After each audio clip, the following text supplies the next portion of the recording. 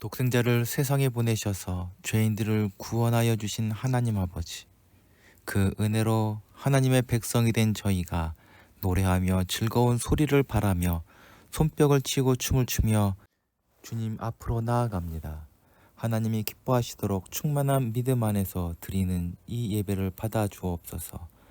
낙심한 자들에게는 용기를 더하여 주시고 몸과 마음이 병든 자들에게는 강건함을 주시며 지치고 피곤한 자들에게는 평안과 안식을 더하여 주옵소서. 이 시간 성령 하나님께서 예배 가운데 우리와 함께하여 주시길 조용히 간구합시다.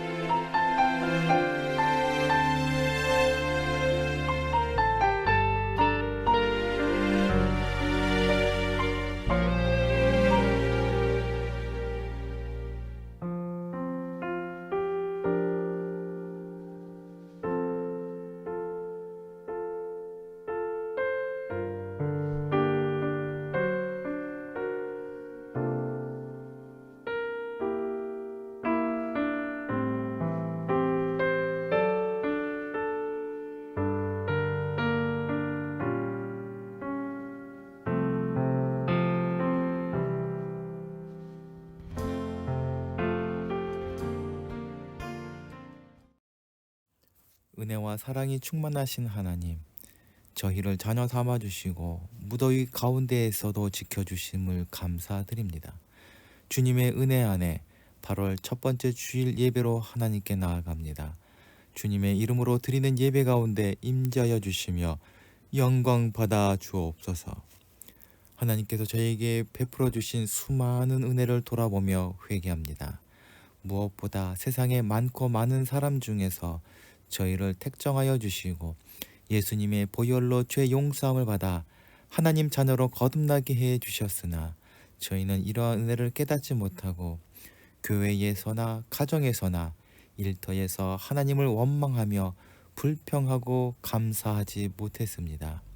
하나님께 받은 은혜를 깨닫지 못하고 살고 있는 저희 죄를 내어 놓사오니 용서하여 주옵소서. 하나님께서 저희를 환대하고 품어주실 때에, 그리고 이웃들이 저희를 기꺼이 받아주고 환대해 줌으로써 저희가 지금의 저희로 살아올 수 있었음을 고백합니다. 그래서 불편하고 힘들고 어려워도 다른 사람들을 환대하고 받아들이며 기꺼이 내 삶의 한 자리를 내어주며 살고 싶은 마음이 들었음을 고백합니다. 오늘도 내게 찾아오는 사람들을 하나님처럼 생각하고 정성껏 대접하고 귀 기울여 들을 수 있도록 저희 마음을 활짝 열어 주옵소서.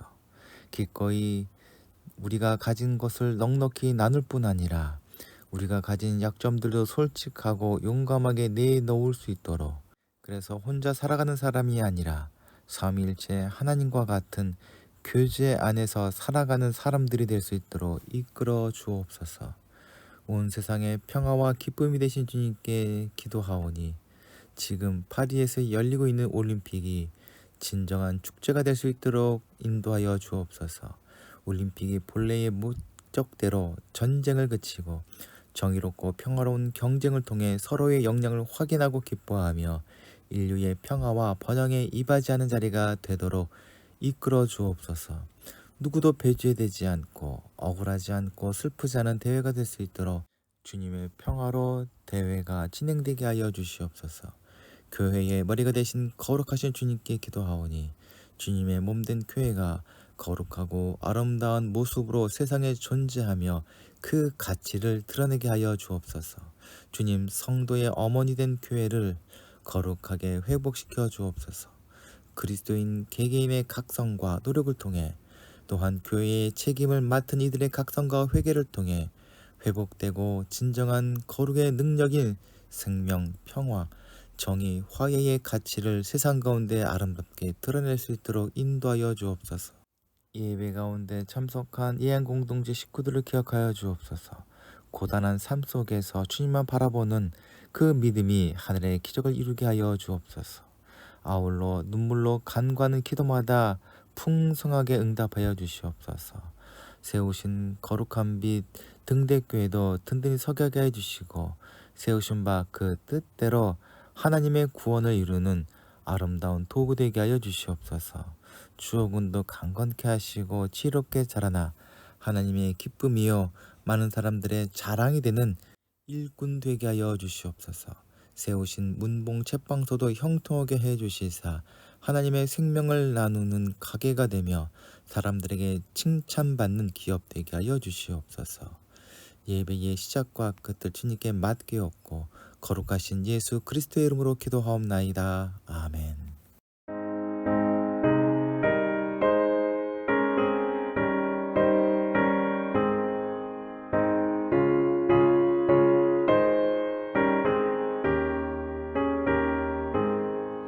이 죄인을 완전케 하시옵고 내 맘속에 영원히 거하소서.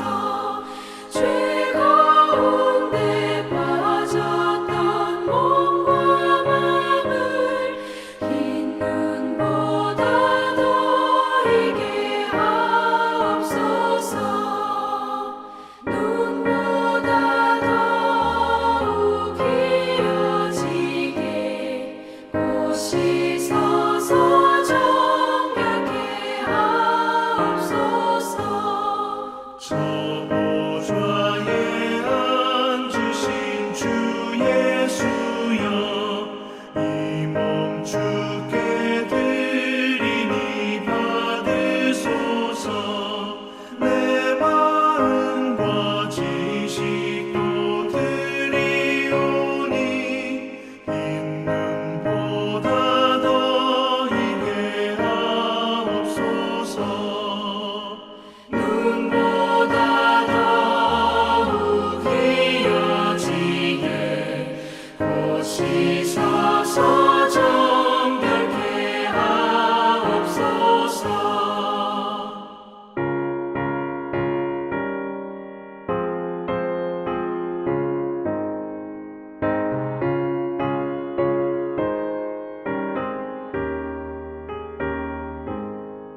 그 상하신 발 아래 엎드려서 날 깨끗게 하시기 원합니다. 날 정결케 하는 힘이 있사오니 흰 눈보다 더이게 하옵소서. 눈보다 더욱 기어지게 보시소서. 정결케 하옵소서. 아멘.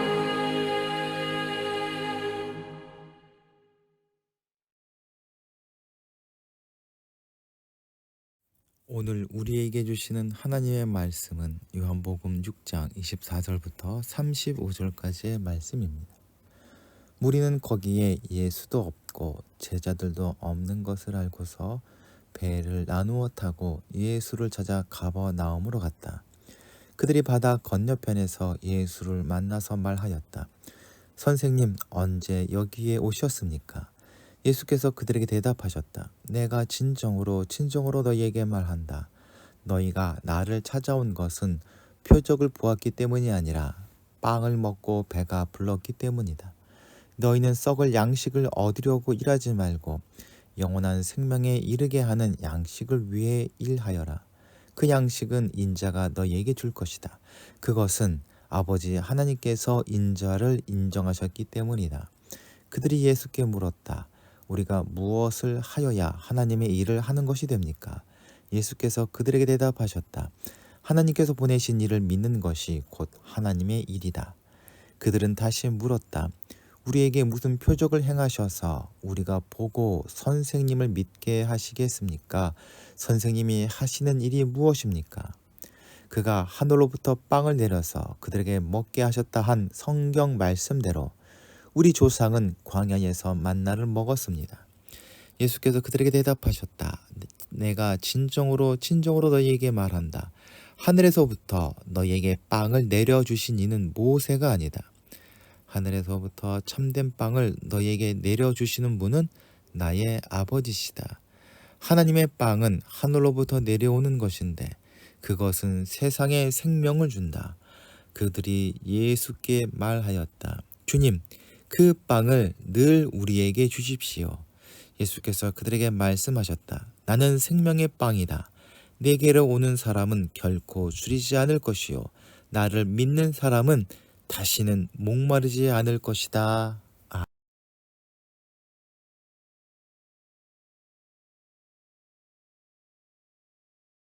사도 요한이 파악한 사람들이 맞닥뜨린 상황에 대한 적절한 표현은 굶주림과 목마름입니다. 사람들이 아무리 먹어도 조금만 시간이 지나면 다시 배가 고프고 아무리 시원한 음료를 마셔도 다시 목마를 수밖에 없습니다. 예수님을 찾아온 사람들은 모두 이런 허기와 갈증을 느낀 이들이었습니다. 그런 이야기나 대화가 요한복음에는 유독 많이 나옵니다. 이러한 인간의 상황을 바탕으로 사도 요한은 인간의 굶주림과 목마름을 완전히 해결할 수 있는 분으로서 하나님의 아들 예수 그리스도를 우리들에게 소개하고 있습니다. 오늘 본문 속에서 무리와 예수님의 대화 속에서 예수님이 우리에게 어떤 분이신지 되돌아보는 시간을 갖도록 합시다. 지난 몇 주 동안 오병이어 이적의 직감적으로 관련된 이야기들을 나누고 있습니다. 보리떡 5개와 물고기 2마리로 5,000명이 배불리 먹은 사건은 당시 유대인들에게 엄청난 인상을 주었습니다. 그것은 하늘에서 만나와 메추라기가 떨어지던 모세의 광야 시절을 연상시킨 사건입니다. 모세를 따라 가나안으로 갔던 것처럼 그들도 예수님을 지도자 즉 왕으로 세워 그들이 당한 모든 어려움들을 일거에 해결하려 했을지도 모르겠습니다. 왕이 되어달라는 무리의 요청은 예수님을 왕으로 세워 그 가르침과 인도하심에 순종하겠다는 겸손한 말로 들리지만 그들의 진정한 속셈은 예수님을 통해 언제나 풍족하게 먹고 싶다는 것이었습니다. 이러한 모습은 오늘날도 주님을 나의 주, 나의 왕으로 섬기겠다고 자처한 이들에게서 흔히 볼 수 있는 모습이기도 합니다. 하지만 이들의 속셈을 아시는 예수님은 그들을 단호하게 떠나십니다. 무리를 피해 예수님은 밤새 제자들과 더불어 갈릴리 바다를 건너 가버나움으로 가십니다. 이런 상황을 알 수 없었던 무리는 다음 날까지 예수님을 찾아다닙니다. 그 어디서도 예수님을 찾을 수 없었지만 그들은 포기하지 않고 배를 나누어 타고 갈릴리를 건너 가버나움까지 와서 마침내 예수님을 만납니다. 그들은 예수님을 랍비라 부릅니다. 유대 사회에서 랍비는 흔히 상대를 축혀 세워주는 표현이 아니라 특별한 존경과 신뢰를 담고 있는 아주 특별한 칭호입니다. 그리고 언제 여기 오셨습니까? 라고 묻는데 자신들이 예수님을 간절히 찾았다는 사실을 은근히 드러내고 있습니다. 동시에 이 표현 속에는 자신들을 아무 말 없이 떠나신 것에 대한 원망이 담겨 있는 것이라 또한 생각해 볼 수 있습니다. 그러나 예수님은 그 질문에 대답하지 않는 대신 그들이 당신을 집요하게 찾고자 하는 이유가 무엇인지 그들의 속내를 드러내십니다. 예수님께서는 무리가 자신을 찾아온 이유를 정확히 짚으십니다. 너희가 나를 찾아온 것은 표적을 보았기 때문이 아니라 빵을 먹고 배가 불렀기 때문이다. 예수님께서는 첫날 5,000명을 먹이셨던 것은 무리들에게 무엇인가를 깨닫게 해주고 싶은 것이 있으셨습니다. 그래서 예수님은 오병이어 사건을 이적이 아니라 표적이라고 부르십니다. 표적이란 사람들에게 보여지는 사건이나 현생 그 자체보다 그것이 가리키고 있는 의미나 숨겨진 뜻이 있다는 것입니다. 즉, 표적이란 목적지를 알려주는 이정표라고 생각하는 것이 가장 적절할 것입니다. 그래서 표적은 목적을 보여주는 수단에 불과하므로 5,000명 급식이라는 표적을 경험한 사람은 표적이 가리키고 있는 궁극적 진실이 무엇인지 관심을 가져야만 합니다. 하지만 그들은 그렇지 못했습니다. 예수님께서는 오병이어 급식을 경험한 무리의 생각과 관심이 표적 그 자체에만 머물러 있음을 지적하십니다. 자신들의 배고픔을 해결할 수 있는 오병이어 이적에 열광했던 무리는 예수님이 계속해서 자기들을 위해 그 이적을 베풀어 주길 요구하고 또 바랬던 것입니다. 무리는 표적이 가리키는 목적을 보지 못하거나 볼 생각을 아예 하지 못했던 것입니다. 하지만 주님은 이적에 매몰된 이 무리들에게 화를 내거나 또 내치지 않으시고 그들의 어리석음을 깨우쳐 주시고자 합니다. 그것은 직접적인 가르침이 아니라 그들이 스스로 길을 찾게 하시려 하였고, 그래서 스무고개와 같은 대화를 시작합니다. 무리들이 관심을 갖고 얻기를 원하는 빵을 비롯한 음식은 중요하기는 하지만 상대적으로 가치가 떨어짐을 말씀하십니다. 주님은 그것을 썩을 양식이라 부르십니다. 실제로 조리된 음식이나 보관한 양식이든 모든 양식은 썩습니다. 썩는다는 것은 없어지거나 소용없게 된다는 뜻일 것입니다. 아무리 배불리 먹고 나도 다시 허기지게 마련이고, 먹지 않고 아껴서 쌓아둔 양식 또한 나중에는 먹을 수 없는 상태가 되고 맙니다. 주님은 이러한 썩어버릴 양식 대신에 영원한 생명에 이르게 하는 양식에 신경을 쓰라 하십니다. 썩을 양식에 대해서 좀 더 생각해 보도록 합시다. 아무리 많이 모아도 그 양식은 영원할 수 없습니다. 그리고 아무리 많이 먹어도 배고픔이 반드시 찾아오며 더 심하게 찾아오게 됩니다. 아울러 영원히 필요할 것만 같은 그 양식이 더 이상 필요하지 않은 상태가 우리에게 찾아올 것입니다.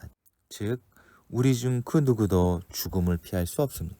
반면에 우리가 생각하는 양식과 다른 형태의 양식을 본문에서 주님은 이야기하고 계십니다. 그것은 우리가 얻을 수 있는 양식이 아니라 인자만이 줄 수 있는 또 다른 양식입니다. 우리의 생명과 배고픔 등 결핍을 채울 수 있는 놀라운 양식이 있다 말씀하십니다. 이 흥미로운 양식에 관한 이야기를 들은 무리는 인자가 줄 수 있다는 말을 들었음에도 어떻게 하여야 그 양식을 얻을 수 있는지 묻습니다. 그들은 여전히 주님께 관심이 없고 그 양식에만 신경을 쓰고 있음을 우리는 다시 한번 깨닫게 됩니다. 주님께서 말씀하시는 의도는 아마 그 양식이란 종들이 수고하고 애써야지만 주인에게서 겨우 얻을 수 있는 끼니가 아니라 부모가 자식을 위해서 준비한 식사와 같이 아무런 수고나 대가가 없이 주어지는 은혜와 같은 것임을 깨닫게 해주는 것이었습니다. 그러나 무리는 전혀 깨닫지 못하고 있습니다. 예수님의 의도를 깨닫지 못하고 어떤 하나님의 일을 하여야 그 생명의 양식을 얻을 수 있는지 물을 때에 주님은 하나님이 보내신 일을 믿는 것이 하나님의 일을 하는 것으로 하늘의 양식을 얻는 방법이라 하십니다. 돌려 말했지만, 즉 거저주겠다는 선언이었지만 무리들은 그런 말씀을 하시는 주님에게 당신이 하나님께로부터 온 사람임을 증명하는 표적을 보이려 합니다. 수많은 표적을 보여주셨고 또 경험하게 하셨음에도 무리는 주님이 어떤 분인지 무슨 목적을 가지고 이 땅에 오셨는지 짐작조차 하지 못하고 있는 황당한 상황이 벌어지고 있는 것입니다. 그리고 그들은 주님께 표적을 구함에 있어서 구체적으로 만나의 표적을 보이려 합니다. 오병이어의 급식 이적을 본 이들은 예수가 그 선지자 모세라고 여겼고 그런 표적을 행하면 믿을 수 있다 합니다. 오늘날에도 수많은 이들이 똑같은 조건을 붙입니다. 우리가 하나님을 믿을 테니 우리 소원을 들어달라는 발상과 다름없어 보입니다.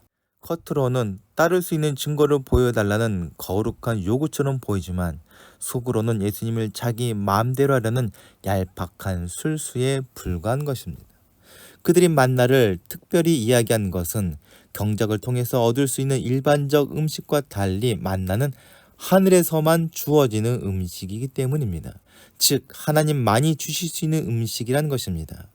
유대인들은 만나는 매우 특별한 양식으로 그것을 경험한 조상들을 부러워하고 만약에 기회가 된다면 맛보길 바랬을 것입니다. 하지만 결코 다시는 일어날 수 없는 사건이라 생각했었을 것입니다. 그런데 오병이어의 기적을 일으킨 예수님이라면 가능할 수 있을 것이라 생각했고 또 이루어질 것이라 기대했던 것 같습니다. 인간의 얄팍한 술수와 탐욕이 가득한 요구에 불과한 것입니다. 이러한 무리의 황당한 요구에 대해서 주님은 하늘에서 음식을 내리는 것은 모세의 능력이나 의지가 아니라 하나님께서 내려주는 것이라 바로잡습니다. 그런데 하늘로부터 양식을 내려주시는 분이 하나님이시라면 하늘에서 내려오는 양식, 즉 참된 빵의 모습이 꼭 만나일 필요는 없을 것입니다. 그래서 주님은 넌지시 하늘에서 참된 빵을 내려주신 분은 나의 아버지라고 선언하시면서 하나님이 이미 참된 빵을 내려주셨음을 암시해 주시지만 그들은 전혀 깨닫지 못합니다. 사람의 모습으로 이 땅에 오신 하나님이 자기들 눈앞에 있는데도 깨닫지 못하는 그들의 모습에 주님은 얼마나 답답하셨겠습니까? 자신들을 위해서 모든 것을 주실 마음을 먹고 오셨음에도 굳이 빵만 달라고 하는 이 어리석은 모습에 얼마나 속상하셨겠습니까? 옛적에 만나로 이스라엘 백성들을 먹이신 하나님 아버지께서 더 놀라운 방법으로 이 땅에 오셔서 사람들을 살리실 것이라는 예수님의 말씀을 깨닫지 못하는 무리들은 엉뚱한 생각에 엉뚱한 요구를 주님께 합니다.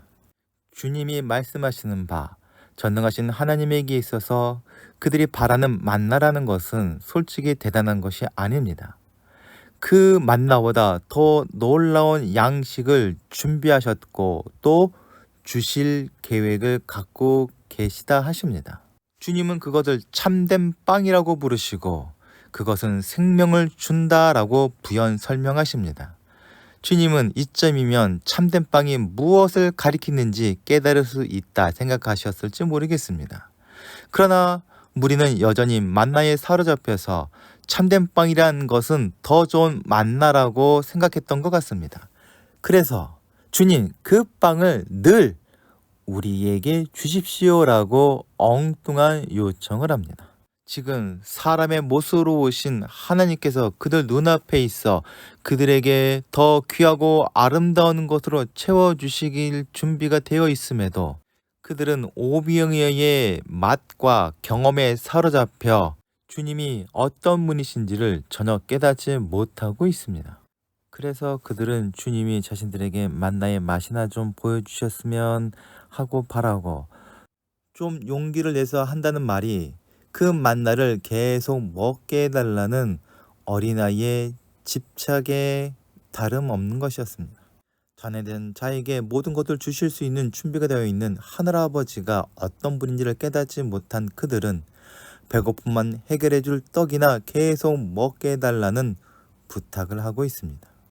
자식된 자가 아버지를 향해 종처럼 뭐든지 할 테니 제발 끼니만 해결해 달라고 얘기하는 것은 아버지에 대한 모독 그 자체인 것입니다. 무리들에게 무엇인가를 깨닫게 해주시려는 주님과 주님의 그 말씀을 전혀 알아채지 못하는 무리들 간의 스무고개가 마침내 결론에 다다릅니다. 예수님께서는 무리가 전혀 예상할 수 없는 선언을 하십니다. 나는 생명의 빵이다. 수많은 시대의 다양한 방법으로 세상에 생명을 주시려는 하나님께서는 사람들이 전혀 생각할 수 없는 완전히 새로운 양식을 내려주신 것입니다. 그 양식, 즉 참된 빵이 바로 예수 그리스도이십니다. 사도 요한은 예수님은 하나님께 보냄을 받았다고 계속 선언하고 주님은 내가 하늘로부터 내려온 참된 빵이라 선언하십니다. 주님이 자신을 빵이라 하신 이유는 생명을 주기 때문입니다. 빵이 사람들에게 먹혀서 영양을 공급하여 생명을 유지시키듯 주님도 자신을 희생하심으로 세상을 살리는 참된 양식이 되셨습니다. 그리고 자신의 몸과 피로 세상의 배고픔과 갈증을 채우라 사람들을 초대하십니다. 이것이 구원이요 복음인 것입니다. 하나님을 아버지로 고백한다는 것은 하나님께서 우리를 향해 가장 좋은 것으로만 주시는 분이심을 믿는다는 것입니다. 하나님께서는 자녀된 우리를 위해 모든 것을 주십니다. 그리고 매일 매 순간 우리 삶을 은혜로 채워주십니다. 하나님께서 우리에게 주신 그 은혜 중에서 가장 크고 아름다운 은혜가 바로 예수 그리스도이십니다. 우리 생명을 유지시키는 것을 넘어 풍성하게 만드는 하늘의 참된 빵으로 주님은 우리에게 오셨습니다. 그리고 주님은 우리와 함께 하심으로 우리의 삶을 하늘의 잔치자리요 하나님 나라로 만들어 주시는 생명의 참된 빵이십니다. 그리고 그 잔치자리에 세상 사람들을 초대하십니다. 그런 의미에서 이한 공동체는 우리에게 하늘의 양식을 내려주시는 아버지로 하나님을 고백하는 믿음의 공동체인 동시에 내려주신 생명의 빵 대신 예수님으로 말미암아 하늘의 잔치를 맛보는 공동체요. 그 생명의 빵을 세상에 소개하며 나누는 은혜의 통로된 공동체입니다. 우리에게 모든 선한 것을 내려주시는 하나님을 아버지로 고백하고 그 하나님 아버지께서 내려주신 생명의 빵 대신 예수님으로 말미암아 다시는 줄이지 않고 목마르지 않는 생명의 삶을 누리시길 소망합니다. 다 함께 기도하시겠습니다. 사랑과 은혜가 충만하신 하나님 아버지의 뜻을 이루시려 이 땅에 오셔서 십자가에 달려 돌아가심으로 저에게 영원한 생명을 채워주시니 감사드립니다. 생명의 빵 되신 예수님으로 저희 갈급한 심령의 배고픔을 채우고 영혼의 갈증을 풀게 해주시니 또한 감사드립니다. 저희가 이 땅을 살아가는 동안 썩을 양식을 위하여 일하지 않게 하시고 마지막 날에 다시 살리시는 하나님의 사역에 동참하여 누군가를 살리고 먹이는 하루를 살아가게 하여 주시옵소서. 우리 구주가 되시는 예수 그리스도의 이름으로 기도하옵나이다. 아멘. 함께 공동체의 고백을 하시겠습니다. 하나, 우리는 문제가 있습니다. 둘, 문제에는 끔찍한 대가가 있습니다. 셋, 하나님은 해결책을 가지고 계십니다. 넷, 그 해결책은 믿음으로 누립니다. 지금은 죄와 죽음에서 우리를 구원하시는 예수 그리스도의 은혜와 하늘과 땅을 지으시고 보존하시는 무한하신 하나님의 사랑과 성령님의 교통하심이 이 시간 머리 숙인 이한 공동체 식구들 위해 그 가정과 기도하며 진행하는 일들 위해 지금부터 영원토록 함께하여 주시기를 간절히 축원하옵나이다. 아멘.